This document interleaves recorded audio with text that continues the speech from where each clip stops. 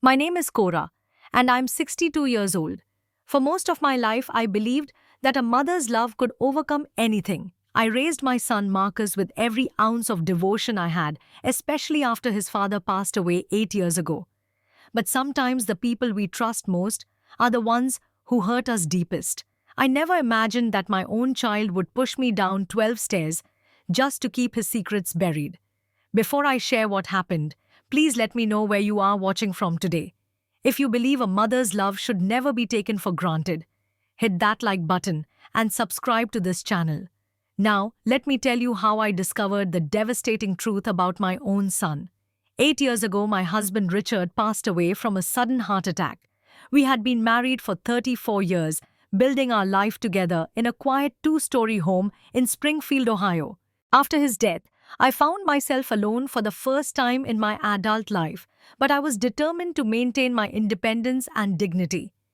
I had worked as an accountant at a local insurance company for 28 years before retiring at age 60. Those decades of careful financial management taught me how to save, invest, and plan for the future. By the time I retired, I had accumulated $180,000 in savings. This amount combined the life insurance payout from Richard, my retirement fund, and the proceeds from selling our old house downtown. I kept this money in a savings account at First National Bank, where I had been a customer for over 3 decades. My daily routine became simple but fulfilling. Every morning at 6:30, I would wake up and tend to my rose garden in the backyard. Richard and I had started that garden together when we first moved into this house 30 years ago. The pink and white roses were my pride and joy. Neighbors often stopped by just to compliment them, and I would spend hours pruning, watering, and talking to my flowers as if they could hear me. In the afternoons, I would read mystery novels on the front porch, sipping iced tea and watching the neighborhood children play. Twice a week, I would meet my friend Eleanor at the corner cafe downtown for coffee and conversation. Lena and I had known each other since high school, and our friendship was one of the few constants in my life after Richard passed. Marcus was my only child. He was born when Richard and I had almost given up hope of having children. We were in our late 20s, and after 3 miscarriages, Marcus arrived like a miracle. He was a beautiful baby with his father's brown eyes and my curly hair. I poured everything I had into raising him, making sure he had every opportunity that Richard and I never had. Marcus graduated from Ohio State University with a degree in business administration. He was always charming, always knew the right things to say. People loved him at first meeting. He got married at 28 to a woman named Linda, and for a few years everything seemed perfect. But things changed about 2 years ago. Marcus lost his job at a marketing firm downtown. He said it was corporate restructuring, but something about the way he explained it never sat right with me. After that, he could not seem to hold a job for more than a few months. Linda divorced him shortly after, and he moved into a small apartment about 20 minutes from my house. Despite his troubles, Marcus visited me regularly, especially on weekends. He would bring flowers or pastries from the bakery on Main Street. He would ask about my garden, help me with small repairs around the house, and listen patiently as I talked about my memories with his father. I loved those visits. They reminded me of the little boy who used to follow me around the kitchen, asking endless questions about everything. I started giving Marcus money to help him through his difficult time. At first, it was just $200 here and there for groceries or gas. Then it became $500 for car repairs or utility bills. I never kept track because he was my son, and helping him felt like the most natural thing in the world. But recently, something had changed in Marcus. He seemed more anxious, more distracted. He would check his phone constantly during our visits, stepping outside to take calls he did not want me to hear. When I asked about his job search, he would give vague answers and quickly change the subject. One evening, about 3 weeks ago, Marcus asked me a question that caught me off guard. He wanted to know how much money I had saved and whether I had considered letting him help manage my finances. He said he was worried about me making good decisions at my age, that he could invest my savings somewhere with better returns. I politely declined. I had managed my own finances for nearly 4 decades and saw no reason to change that now. Marcus seemed disappointed, but he did not push the issue. A few days later, I noticed some papers on my desk had been moved. My bank statements, which I always kept in a folder in the top drawer, were sitting on top of the desk as if someone had been looking through them. I thought maybe I had just forgotten to put them away, but a small voice in the back of my mind whispered that something was not right. Then Marcus showed up one Sunday wearing a new watch. It was a silver Rolex, the kind that costs several $1,000s. When I asked him about it, he said a friend had given it to him as a gift. I wanted to believe him. I needed to believe him. But that small voice grew a little louder. That night, I decided to check my bank account for the first time in 3 months. What I found would change everything. On a Tuesday morning in early October, I drove to First National Bank. The autumn leaves were just beginning to change, painting the streets of Springfield in shades of orange and gold. I remember thinking how beautiful the day was, how peaceful. I had no idea that within an hour my world would shatter. Sarah Mitchell had been my bank teller for over 15 years. She was a kind woman in her 40s with silver-streaked hair and a warm smile. She greeted me by name as I approached her window, asking about my rose garden and whether the late summer heat had affected the blooms. I told her I wanted to check my account balance and get a printout of my recent transactions. It had been a while since I looked at my statements, and I wanted to make sure everything was in order. Sarah typed on her computer, and I watched her expression change. The warm smile faded. Her brow furrowed. She typed again, then looked up at me with concern in her eyes. She said there must be some mistake. She asked me to wait a moment while she checked again. My heart started to beat faster. I gripped the edge of the counter, watching Sarah's fingers fly across the keyboard. Finally, she printed out a sheet of paper and slid it across to me. My account balance was $127,000. I stared at the number, certain there had been an error. My balance should have been $180,000. $53,000 was missing.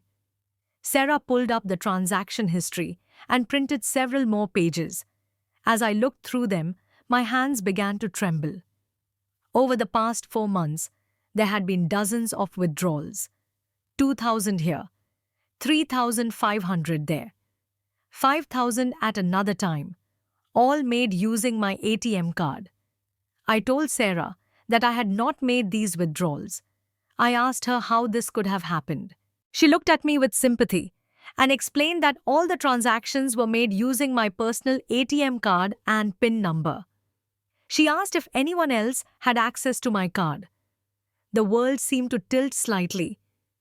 I thought back to all those times Marcus had visited, all those times he had been alone in my house while I was in the garden or at the store.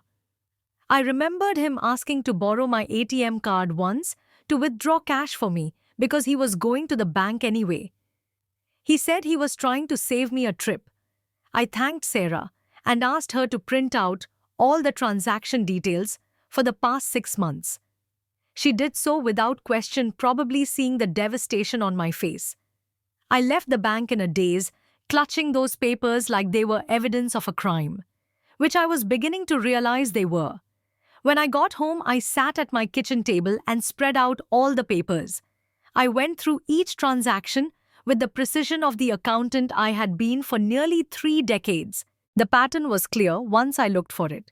Most withdrawals happened on Tuesdays and Thursdays, the days I usually went to the corner cafe to meet Eleanor or to the grocery store.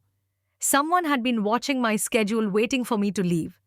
Many transactions occurred late at night, between 11 and 2 in the morning, when I was always asleep. I checked my wallet. My ATM card was exactly where it always was, in the front pocket of my purse. Whoever had been using my card had somehow copied it, or they had made a duplicate. I thought about calling the police right away. But something stopped me.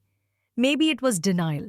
Maybe it was the desperate hope that there was some other explanation, Or maybe I just was not ready to accept what my heart already knew. Instead, I did what any good investigator would do. I looked for more evidence. My neighbor, Mrs. Patterson, had installed a security camera on her front porch last year after some packages were stolen from her doorstep. Her camera happened to capture part of my driveway and front yard. I had always thought it was a bit intrusive, but now I was grateful for it. I walked over to her house and asked if I could look at some old footage. Mrs. Patterson was surprised by my request, but agreed to help. Her son had set up the system to store recordings for up to 6 months on a cloud server. We sat in her living room scrolling through weeks of footage. And there it was.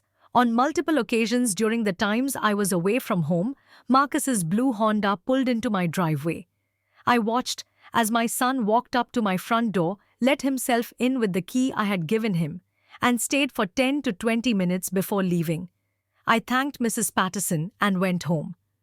I sat in Richard's old armchair in the living room, the one I had not been able to give away after he died, and I cried. The next morning, I knew I needed more information before confronting Marcus. If I was going to accuse my own son of stealing from me, I wanted to be absolutely certain. I called the bank and spoke with the manager, requesting detailed information about each transaction. I explained that I believed my card had been compromised and asked for the locations where the withdrawals had been made. The manager was helpful and sympathetic. Within an hour, she emailed me a complete breakdown. What I saw made my blood run cold. 27 of the 53 transactions had been made at ATMs inside the River's Edge Casino in Cincinnati. That was about 45 minutes from Springfield, just across the state line. Another 15 transactions happened at high-end stores in the Cincinnati area, places that sold electronics, watches, and designer clothing. The remaining transactions were scattered among gas stations and convenience stores along the route between Springfield and Cincinnati. $53,000 gone to gambling and luxury items. I needed to confirm my suspicions from another source, so I did something I never thought I would do. I called Linda, Marcus's ex-wife. Linda and I had always had a cordial relationship, but we had not spoken since the divorce. I found her number in an old address book and dialed before I could lose my nerve. She answered on the third ring, clearly surprised to hear from me. I apologized for the unexpected call and told her I needed to ask her some questions about Marcus. Important questions. There was a long pause on the other end of the line. Then Linda sighed and said she had been wondering when this call would come. Over the next 40 minutes, Linda told me everything. Marcus had been gambling for years, long before they got married. She had not known about it at first because he was good at hiding things. But after they got married, she started noticing money disappearing from their joint account. Small amounts at first, then larger ones. When she confronted him, Marcus denied everything. He blamed her for being paranoid, for not trusting him. But she kept finding evidence. Casino receipts in his pockets, late-night phone calls from numbers she did not recognize, lies about where he had been and what he had been doing. The final straw came when Linda discovered that Marcus had taken out a $30,000 loan in both their names without telling her. He had lost most of it at the blackjack tables within 2 months. When she demanded he get help, he refused. He said he could quit any time he wanted, that he just needed one big win to make everything right. Linda filed for divorce the next week. During the proceedings, she tried to include his gambling addiction as grounds for the separation. Marcus became furious. He showed up at her apartment one night, pounding on the door, threatening to make her life miserable if she said anything about his problem in court. She was scared enough that she agreed to keep quiet about the gambling in exchange for a clean break. She had not spoken to Marcus since the divorce was finalized. Before she hung up, Linda warned me to be careful. She said Marcus was not the person I thought he was. When he felt cornered, he became someone else entirely. Someone dangerous. I thanked her for her honesty and sat alone in my kitchen, processing everything I had learned. My son was a gambling addict. He had stolen $53,000 from me to feed his addiction. And according to his ex-wife, he could become dangerous when confronted. I decided to confront Marcus myself. If he admitted the truth and agreed to seek treatment, maybe there was still a way to save him. Maybe there was still a way to save us. I made copies of all my evidence, the bank statements, the transaction records, the screenshots from Mrs. Patterson's security camera. I put the originals in a safe deposit box at the bank and kept the copies in a folder in my bedroom closet. Then I called Marcus and invited him to dinner on Saturday. He accepted without hesitation, promising to bring dessert from my favorite bakery. His voice was cheerful, completely normal, as if nothing was wrong, as if he had not been systematically robbing his own mother for months. I hung up the phone and began preparing for what I knew would be the hardest conversation of my life. Saturday evening arrived with a cold front that sent temperatures plummeting and painted frost on the windows. Marcus arrived at 6 o'clock exactly on time, carrying a white box tied with red ribbon. He kissed my cheek as he entered, commenting on how good the house smelled. I had made pot roast his favorite, though I had no appetite for it myself. He set the dessert box on the kitchen counter and helped me set the table just like he always did. We ate dinner, making small talk about the weather, about his job search, about my garden. Marcus seemed relaxed, even happy. He complimented the pot roast twice and asked for seconds. I watched him eat the stranger wearing my son's face and wondered how I could have been so blind. After dinner, we moved to the living room with coffee. Marcus sat in the chair across from me, stirring sugar into his cup. I reached into the side pocket of my chair and pulled out the folder I had hidden there earlier. I told Marcus we needed to talk about something important. His stirring slowed, but did not stop. He asked what was on my mind, his voice casual, unconcerned. I opened the folder and removed the bank statements. I spread them on the coffee table between us. I asked him if he could explain these transactions. Marcus leaned forward to look at the papers. I watched his face carefully. For a moment, just a fraction of a second, something flickered in his eyes. Fear maybe, or guilt.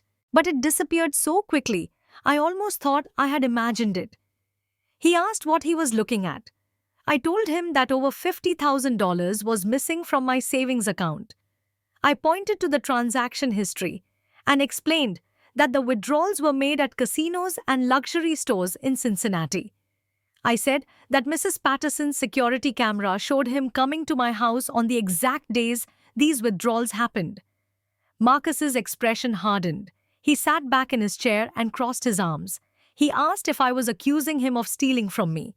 I said I was asking him to explain. I told him I wanted to understand what was happening. I said that if he was in trouble, we could work through it together. But he needed to tell me the truth. Marcus laughed, but there was no humor in it.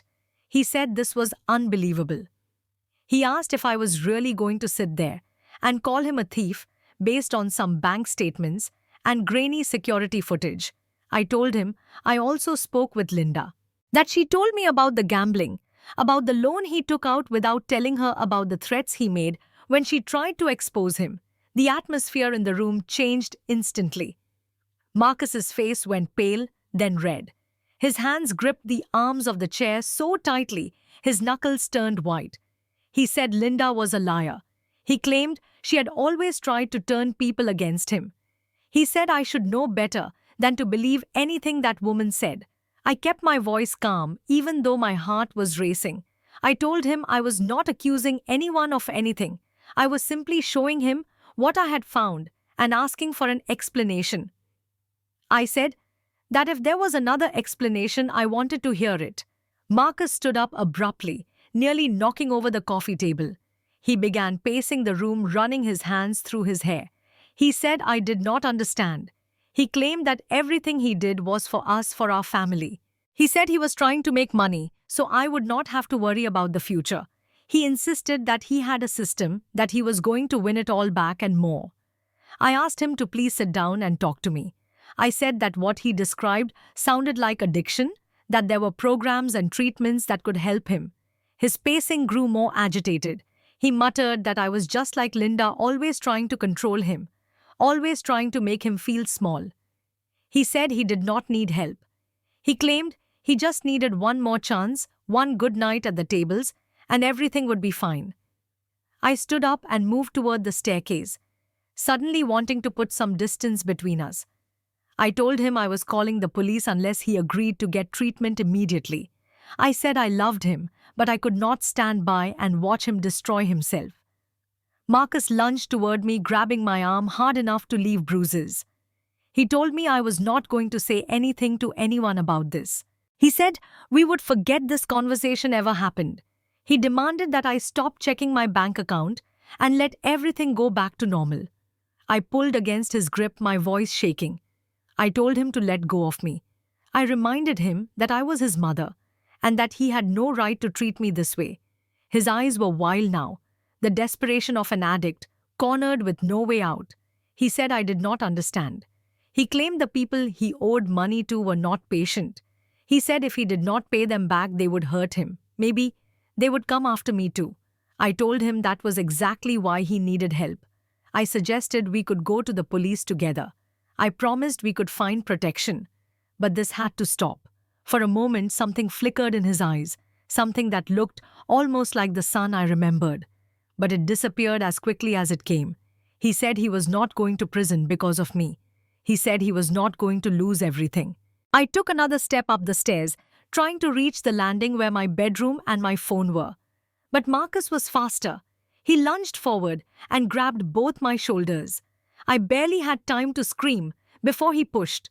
The world tilted sideways. I felt my feet leave the step. And then I was falling, tumbling down 12 wooden stairs, my body hitting each one with sickening force. My head struck the wall at the bottom. Everything went white, then black. The last thing I heard was Marcus calling out my name over and over. But his voice sounded far away, like it was coming from another world. Then there was nothing but silence.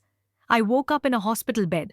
The fluorescent lights were too bright and my entire body screamed with pain. When I tried to move, I realized my left wrist was wrapped in a thick cast. Bandages covered my head and my ribs ached with every breath I took. A nurse noticed I was awake and hurried to my side. She told me I had been unconscious for 18 hours. I had a concussion, a fractured wrist, 3 bruised ribs and contusions, covering most of my body. She said I was lucky to be alive. Then I saw him. Marcus was sitting in a chair beside my bed, his head in his hands. When he looked up and saw that I was conscious, he rushed to my side. He took my uninjured hand and began apologizing, tears streaming down his face. He said it was an accident. He swore he never meant to hurt me. He claimed he had been so scared that he thought he had killed me. He begged me to forgive him. I looked into my son's eyes and saw 2 things. I saw the little boy I had raised, the one who used to bring me dandelions from the yard and call them beautiful flowers. And I saw something else, a man capable of pushing his own mother down a flight of stairs to protect his secrets. Before I could respond, a doctor entered the room. Dr. Williams was a tall woman with kind eyes and grey-streaked hair. She checked my vitals, asked me several questions about how I was feeling, and explained the extent of my injuries. Then she asked Marcus to step outside for a moment. She wanted to speak with me privately. Once we were alone, Dr. Williams sat on the edge of my bed. She said she had been a doctor for 30 years, and she had learned to recognize when injuries did not match the story. She asked me directly if someone had pushed me down those stairs. I hesitated. Everything in me wanted to protect Marcus, even after what he had done. He was my son, my only child, the last connection I had to Richard and to the life we had built together. But then I thought about Linda's warning, about the $53,000 stolen from my savings, about the wild look in Marcus's eyes as he grabbed my shoulders, about the sensation of falling. I told Dr. Williams the truth, everything. The stolen money, the confrontation, the push. I told her Marcus was my son, and even as I spoke the words, I could not believe I was saying them. Dr. Williams listened without interruption. When I finished, she took my hand gently and said I had done the right thing by telling her.